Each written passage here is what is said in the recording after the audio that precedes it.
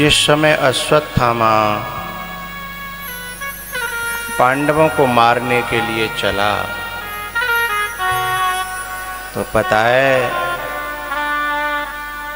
भगवान के माथे पर पसीना आ गया, क्योंकि मेरी चिंता वो करे और मैं पावा विश्राम।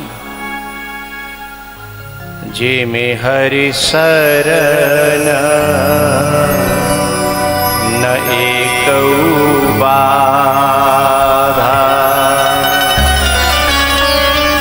जे में हरि शरण न एकौ बाधा, सुखी मीन जह नीर अगाधा।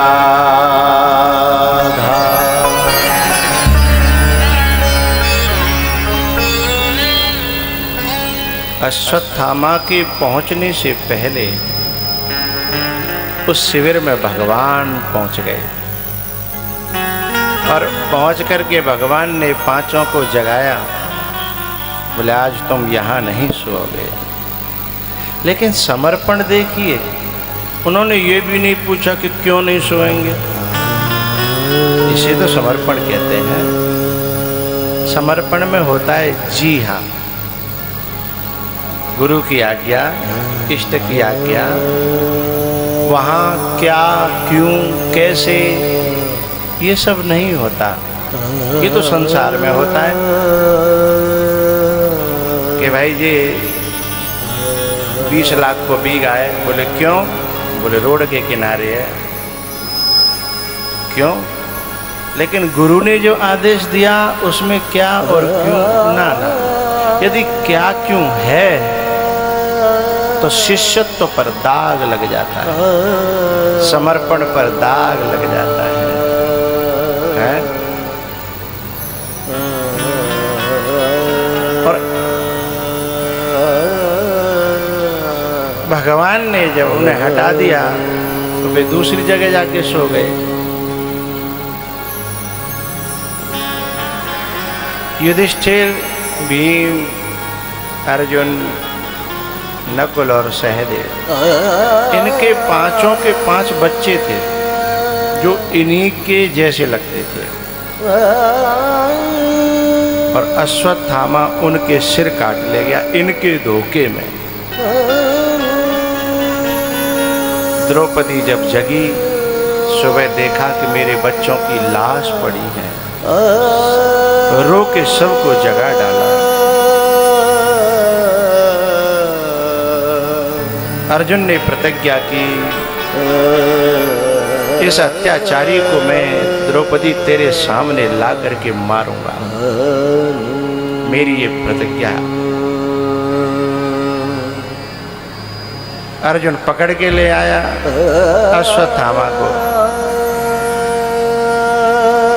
लेकिन जब सामने आया अश्वत्थामा, देखा कि ये तो द्रौपदी ने देखा मेरे ही गुरु का पुत्र है, ये मेरे ही गुरु का पुत्र है।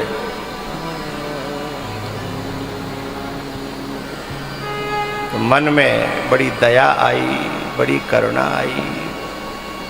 बोले ये मेरे गुरु का पुत्र और मेरे बच्चों का हत्यारा, मारूं या छोड़ूं? आगे कुआं पीछे खाई, कैसे तो इसे मरवाऊं? और ये 5 निर्दोष बालकों का हत्यारा है, कैसे इसे छोड़ूं? बड़ा धर्म संकट हुआ।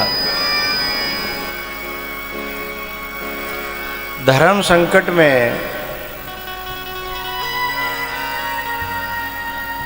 गुरु ही तो सहारा होता है। अच्छा एक बात बताऊं, गुरु, हम धर्म संकट में फंसे हैं और गुरु ने हमें कोई आदेश कर दिया और उसमें उन्होंने कुछ गलत आदेश कर दिया, तो उसके दोषी हम नहीं होंगे? हमने तो आज्ञा का पालन किया है। अर्जुन ने एक आध हजार आदमी नहीं मारे, एक आध लाख नहीं मारे, ज्यादा मारे, करोड़ों करोड़ों लोग मारे, लेकिन दोष उन्हें नहीं लगा, क्योंकि भगवान श्री कृष्ण के आदेश का पालन किया था और वे अधर्म को खत्म करके धर्म की स्थापना करने के लिए धरती पर आए। तो परम सत्य की सत्ता का आदेश पालन किया, हजारों हजारों रोज मारे। वैसे अर्जुन पहले दिमाग लगा रहा था कि मुँह पर ये पाप क्यों करवा रहे हो, ये हत्याएं मुझसे क्यों करवा रहे हो। बोले यदि तू ये हत्याएं नहीं करेगा तो ये हत्यारे न जाने कितनी हत्याएं करेंगे, फिर उसका पाप तुझे लगेगा। क्योंकि क्षमतावान व्यक्ति अपनी क्षमता का सदुपयोग न करे तो दुराचारियों का मनोबल बढ़ जाता है? और फिर समाज में अराजकता फैलती है। फिर कहीं न कहीं दोष उन लोगों को दिया जाता है कि आज हमारे भी बड़े बूढ़े ऐसा नहीं कर जाते तो आज हमारी ये दशा नहीं होती भाई। तो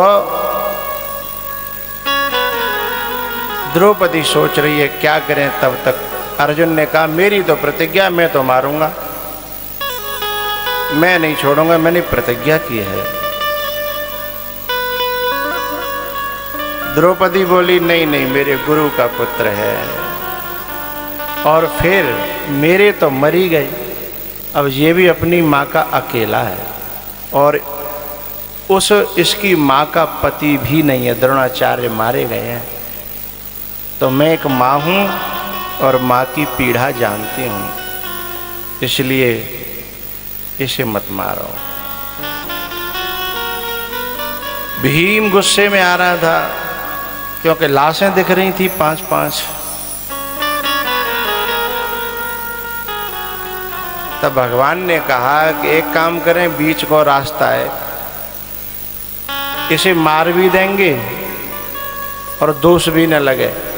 तो भीम और अर्जुन बोले बस यही तो चाहते हैं हम, दोष भी न लगे और मार भी दें। तो उन्होंने कहा कि किसी के जान लेना ही उसे मारना नहीं होता। बोले किसी प्रतिष्ठित व्यक्ति को, सामाजिक व्यक्ति को समाज में जीने लायक न छोड़ना भी मौत से भी बड़ी मौत है?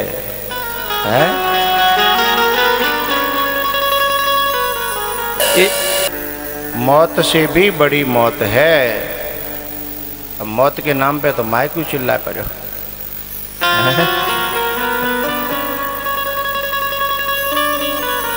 ये जो सामाजिक मौत है ना, इसमें जो है बचना, इससे मर जाना आदमी बेहतर समझता है। इससे तो हम मर जाते हैं। अच्छा, मैंने कल परसों एक बात कही थी, देवता ज़्यादा परेशान होते हैं पिटाई को लेकर के, हैं?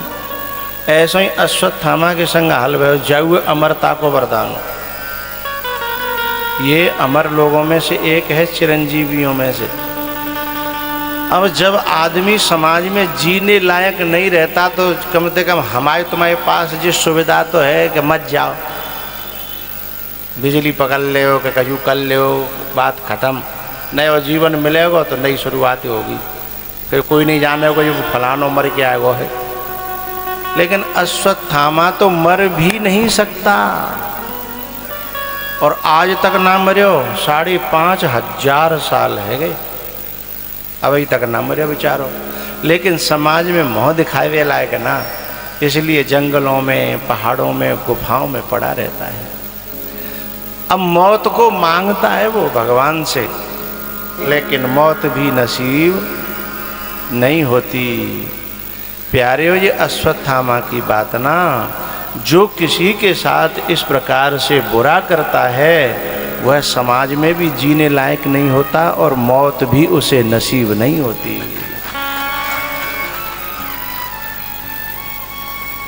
ये हर उस व्यक्ति की बात है जो दूसरे का बुरा चाहता है, जो दूसरे का बुरा करता है, तो सबसे पहले तो वो समाज में जीने लायक नहीं रहता। भैयाओ,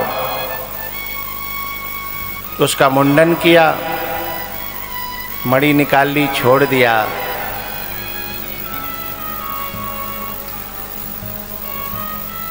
लेकिन वो फिर भी माना नहीं। उसने ब्रह्मास्त्र छोड़ा। किसके ऊपर? पांडवों का एक वंश पल रहा था। अभिमन्यु की पत्नी का नाम था उत्तरा, उसके गर्भ में। उस गर्भ के ऊपर ब्रह्मास्त्र छोड़ दिया।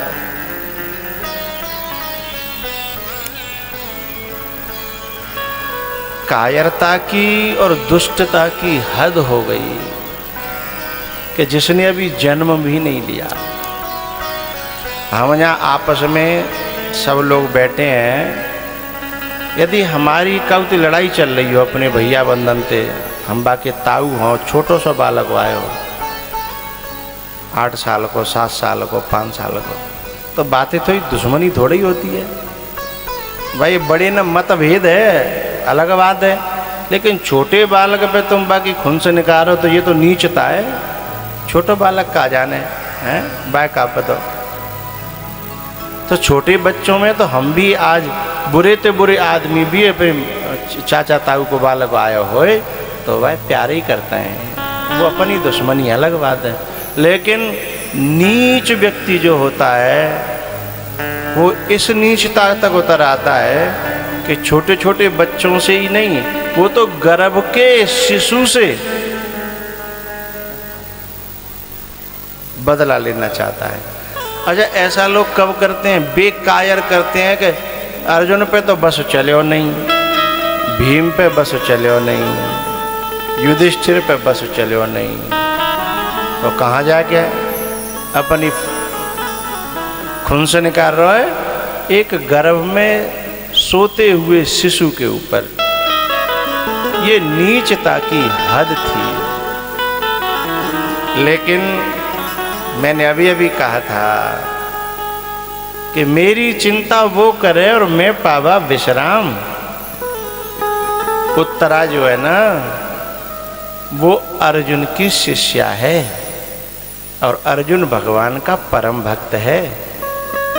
उत्तरा आप जानते होंगे, राजा विराट के यहाँ जब 1 साल के लिए भिहंडला बने थे अर्जुन अज्ञातवास में, उस समय अर्जुन ने उन्हें शिक्षा दीक्षा दी थी।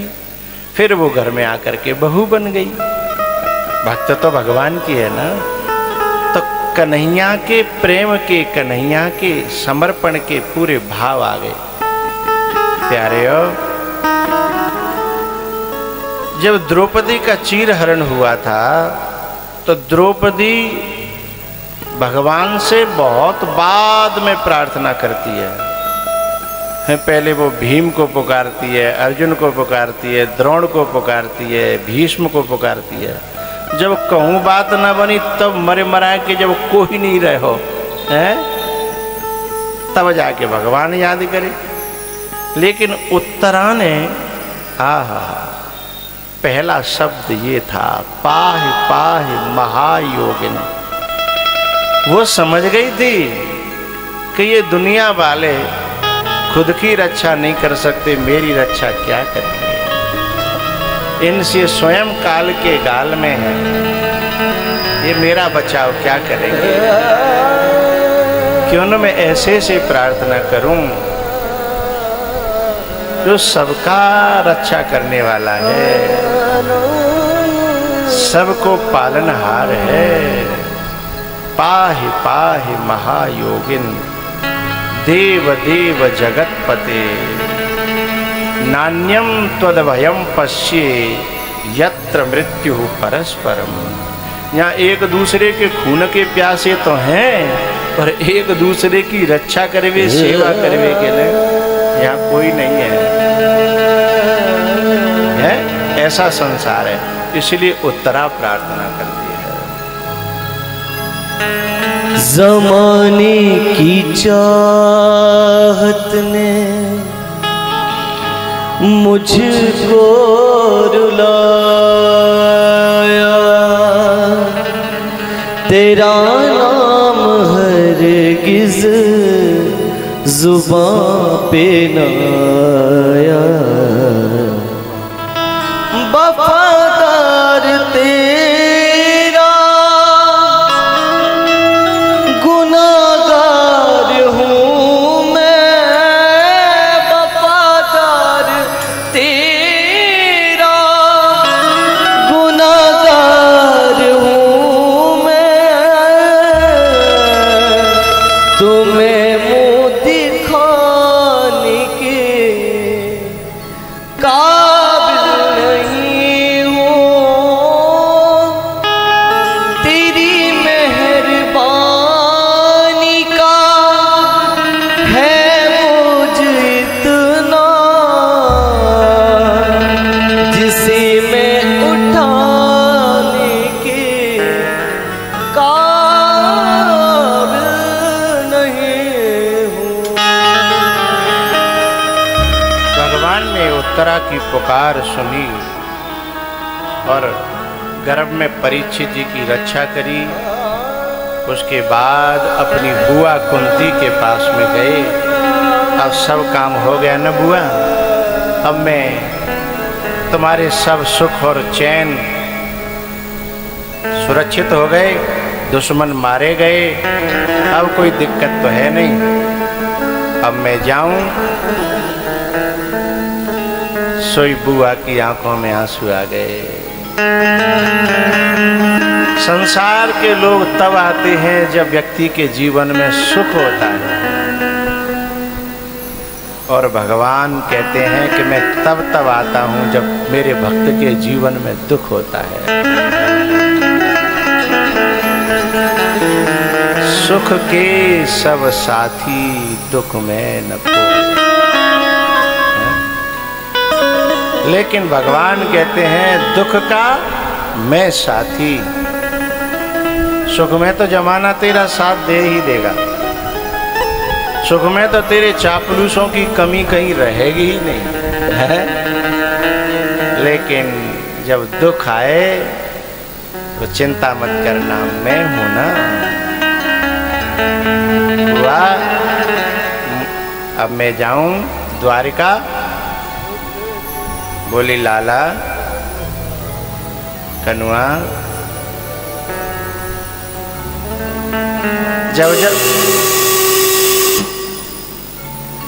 जब मुँह पे दुख आयो तू मेरे पास रहो।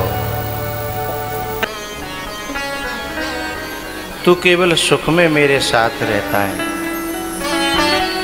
और दुख में मेरे साथ रहता है। सुख आते ही तू मुझसे विदा मांगने लगता है। तो ऐसा करे जा दुखे बनो रहंदे, कम से कम तू तो संग बनो रहे हो। ऐसे सुख को मैं का करूं जा मैं तू ही छोड़ के जावे की बात करने लगे। जब जब सुख दस्तक देता है तू कहता है अब मैं जाऊं, जब जब दुख दस्तक देता है तू हाजिर हो जाता है, और तेरे दर्शन से पता नहीं चलता दुख भी आता है और छू मंतर हो जाता है। तो ऐसे सुखे रहने। भगवान बोले बुआ नहीं नहीं, दुख तो तैने बहुत झेल ले, अब मेरे पास तेरे कोटा में दुख है ही नहीं, मैं दूं कहां से? अब सुख ही सुख रह गया है। तो बोले एक काम कर, ये वादा कर कि सुख में भी तू मेरे संग रहेगा। भगवान ने कहा तथास्तु हुआ, ऐसा ही होगा। सुख में भी भगवान हो और दुख में भी भगवान हो तो जीवन सही चलता है।